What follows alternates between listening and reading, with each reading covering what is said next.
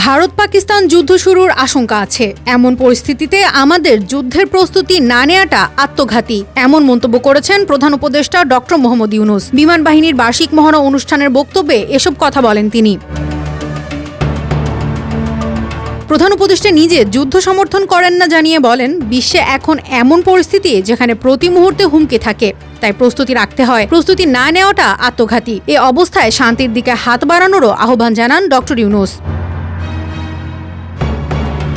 দেশের স্বাধীনতা ও সার্বভৌমত্ব রক্ষায় যে কোনো চ্যালেঞ্জ মোকাবিলায় আধুনিক বিমান বাহিনী গড়ার প্রচেষ্টাও অব্যাহত থাকবে বলেও জানান প্রধান উপদেষ্টা। রাজধানীর কুর্মিটোলায় বিমান বাহিনীর বীর উত্তম এ.কে. খন্দকার ঘাঁটিতে বার্ষিক মহড়ার আয়োজন করা হয়। এবছরের বাৎসরিক মহড়ার নাম ছিল আকাশ বিজয়। সেখানে অন্তর্বর্তী সরকার প্রধানকে গার্ড অব অনারও দেয়া হয়।